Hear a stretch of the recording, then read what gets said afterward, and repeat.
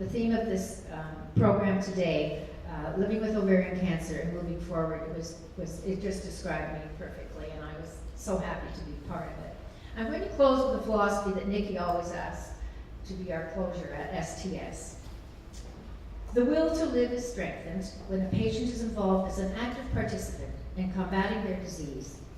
When illness is approached in an aggressive fighting posture, we are no longer helpless victims, but active partners with our medical team in the fight for improvement, remission, or cure.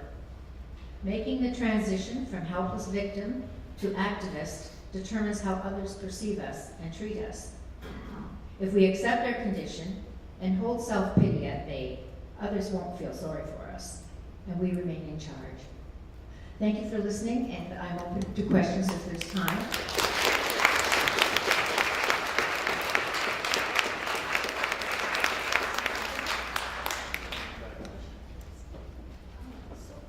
That was fantastic, and I see a question over there. What I'm gonna ask you can hold the questions until after Mark does his presentation as well, and then we'll have our questions and then we'll move into lunch. Does that sound okay? And Helen, thank you so much. What a fantastic way to close off. I'd like to introduce Mark Waldman. Mark was born in Toronto. He holds a BA in philosophy from the University of Western Ontario and an MBA from the Schulich School of Business. He is currently the Executive Director of the Canadian Jewish Political Affairs Committee. From 2006 to 2009, he provided finance and business development services to several technology companies. And again, a very quite impressive bio, so I'm going to leave it there. You can see the rest in the book, and Mark, welcome.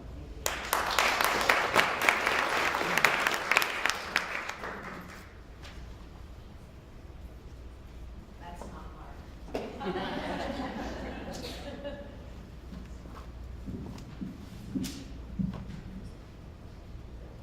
I'd like to start off by thanking Frida and Lynn and the rest of the organizing committee for inviting me to join you today.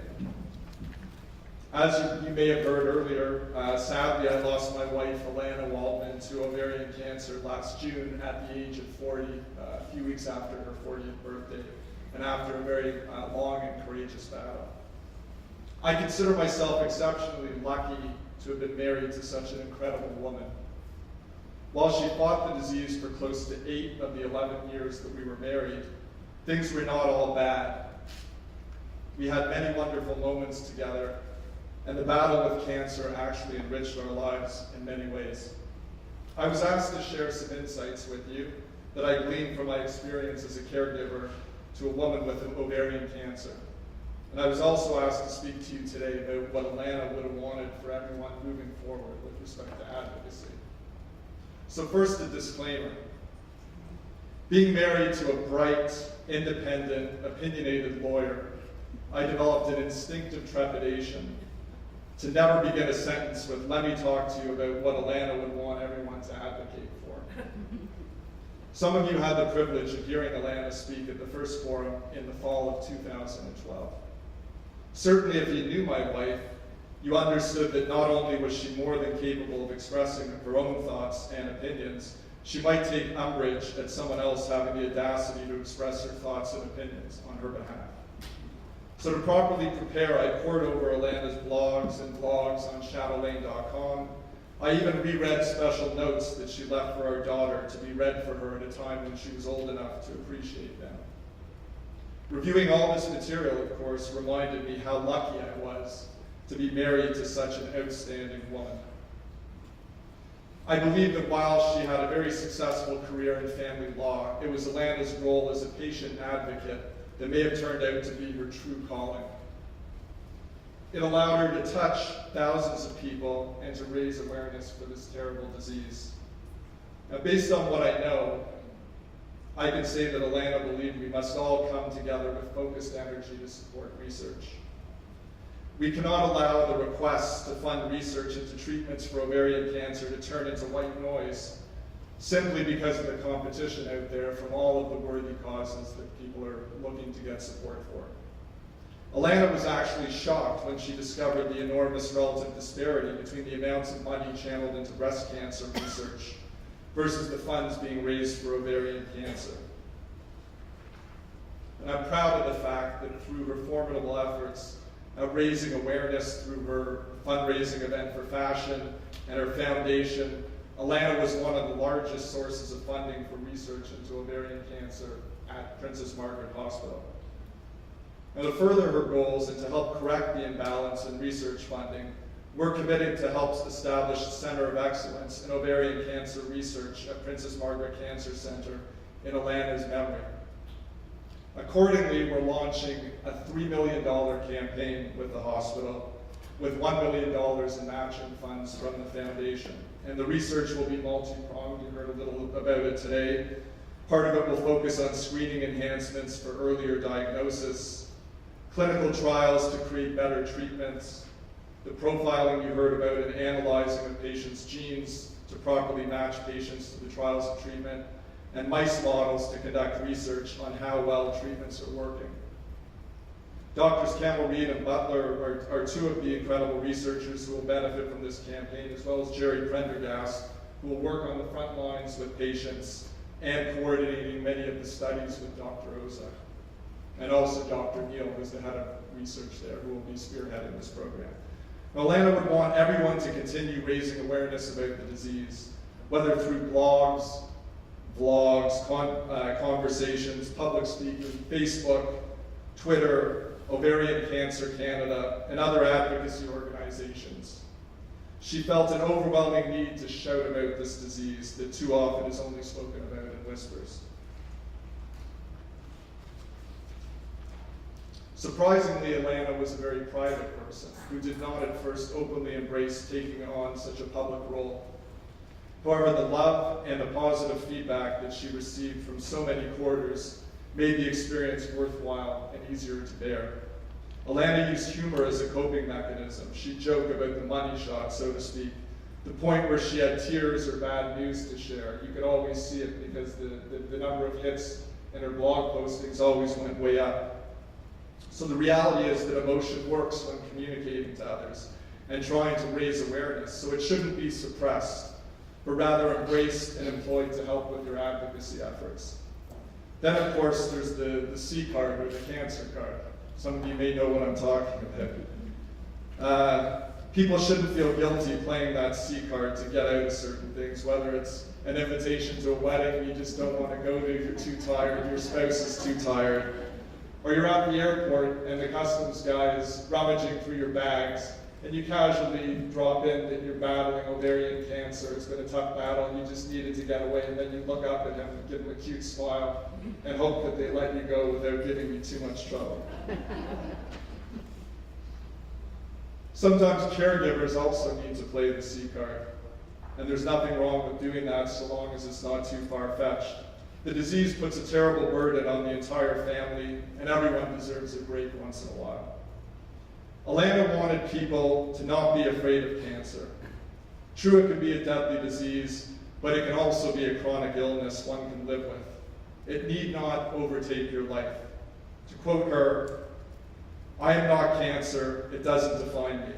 It is definitely a big part of my life, but it is not in my top 5 words if asked to describe myself." That's what I want people to see and to understand. We are just people who want to be treated as people and not as a disease.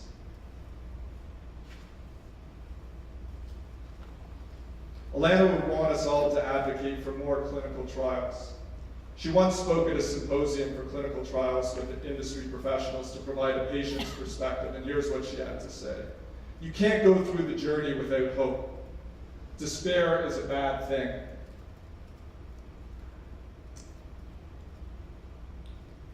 Sorry about that. The ability to take pills and to go on with day-to-day life is huge. Hope helps to improve outcomes in the end. Clinical trials helped give her many extra years of quality time. Alana also believed in the importance of living with optimism and joy. It's no small thing when one is battling the illness, and it can be incredibly difficult to focus on joy. Yet Alana willed herself to appreciate the transcendent joys and to get lost in the enjoyment of everyday life wherever she could find it. And I can't overemphasize how important that turned out to be for her. I want to briefly share some of my observations now as a caregiver to a special woman who fought hard to survive cancer. My experience is probably atypical because Alana was such a strong woman who hated to complain. In addition, I have an incredible mother-in-law who lives in Montreal and who herself has battled breast cancer twice successfully and has the BRCA mutation, which was passed on to Alana. My mother-in-law came to Toronto for long weekends to help out for all of Alana's chemo treatments that were in a monthly or 3-week cycle. That allowed me time to look after my daughter, who was 2 when this journey began. On top of this, we're fortunate to have a large circle of friends, family, community members to help. I brought one friend with, Kristen Normandin, right there, Alana's best friend, and she's been an incredible friend and a surrogate mother to my daughter. I discovered that most people want to help, but don't always know the best way to do so. Few have ever had to deal with this kind of situation. And it makes people feel good to be able to help. So difficult as it may be, you have to open up and you have to let people in. Don't be afraid to say what you need, whether it's a meal, shopping, taking your kids for a few hours, picking them up after school, or tagging along for a chemo session. Enlisting support from others will make your life much easier. Being a caregiver to a spouse with cancer is also getting on an incredibly long roller coaster ride, as most of us know. There are lots of ups and downs. Alana would be on a treatment, we'd watch her CA-125 numbers dropping. That meant the treatment was working and we were elated. We'd wait a bit. At first it was 8 months, and then her numbers would start to rise. We'd move on and try different things, and we'd see the CA-125 dropping again. Then it would slow and stop or increase, and we'd try something else, and we'd be nervous, waiting to see if it was working. The cycle repeated itself many times over the span of 8 years and 103 rounds of chemo and many other treatments. Under circumstances where one has no control over one's life, you need to just accept the fact and live life to its fullest each day. Alana had a bucket list. I tried to help her experience as much as possible. A Vespa purchase and corresponding moped lessons, family trips to Italy and to Israel, a last-minute trip to France when I got a phone call that in 2 weeks, unexpectedly, she was going to have to start chemo again one summer. We never assumed that time was unlimited. I tried to facilitate the things that she wanted to do, and at times that created financial stress, but it was important for me to make her happy. When you're thrust into a situation that sees you caring for a loved one, undergoing cancer, you need to understand that your loved one is depending on you. And if you're in a situation where you have young children or elderly parents, the entire family may be depending on you. And in order to cope with that reality, you need to be healthy and you need to stay healthy. That means making time for yourself. Find out what it takes to recharge your batteries and do it. It could be a nap, a massage, a night out, a short trip. Whatever it is, you have to take care of yourself and not feel guilty. It also helps to talk. It doesn't matter if it's a therapist, a support group, or a friend. Caring for someone with cancer is a heavy load, and often your friends they don't understand because they haven't gone through it as much as they want to be there for you. Now, one of the most important lessons that I learned came late in the journey during Alana's last months. It had to do with the gross misconceptions that people have about palliative care. Palliative care is not just about end of life. It's there to make the journey easier at every stage from diagnosis onwards. Oncologists are good at dealing with the disease, but they aren't always so good at dealing with the symptoms and the side effects. One example was towards the end, Alana got a sinus infection, but she had fluid in her lungs, and her oncologists were very concerned about that, and they kept putting off the issues and the complaints about her sinuses. She couldn't get it. It took over 2 weeks to get antibiotics for the sinus infection. She had a lot of pain, but again, they were focused on treating the disease itself. So I encourage all of you to go to the palliative care department to improve your quality of life if you're having any issues. Now, if you have kids or grandchildren, Make sure you seek professional help early on to learn how to discuss the disease in an age-appropriate way. Never lie to your kids, but don't give them more information than they can handle. It may sound corny, but it's important to fend off discouragement and to stay positive. Alana took comfort in Jack Layton's parting message, not to get discouraged because his journey did not go as well as he had hoped. You can't lose hope. There are new treatments becoming available all the time, and we need to remain optimistic, determined, and focused on the future. I can't stress the critical role that attitude plays in coping with illness. It's also important to cherish every moment with those you love at every stage of the journey. And Alana believed that looking for the silver lining and enjoying the moments that make us all smile. Now let me end by sharing with you a story I found from her blog that epitomizes Alana's outlook. Listen to what she wrote. The other day I was in the hospital getting my weekly blood tests to ensure my levels were all right to receive chemo. As I was leaving the blood lab, a man who was there with his mother leaned over to a woman there with her father. They didn't know each other, and both their parents were inside the lab having their blood drawn. Without any attempt to lower his voice in a room full of cancer patients, he said, "This place is so depressing. I didn't even stop to think. I just turned around, looked him straight in the eye, and said, or uplifting, depending on your perspective." The conversation continued with him telling me he had been through these hospital experiences with his mother and how difficult it was. I told him he needed to look at the positive that occurred at this place.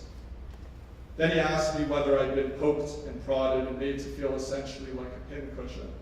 He clearly didn't think that I was a patient. So I told him, yes, every week for over 7 years they poked at me, and look at me now.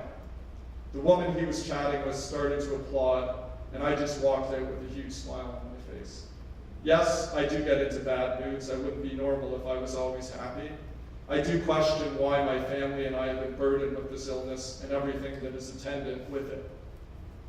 However, for the most part, I really do see the positive that has been done. I look at the hospital and I marvel at the advancements that have been made and the people's lives who have been saved.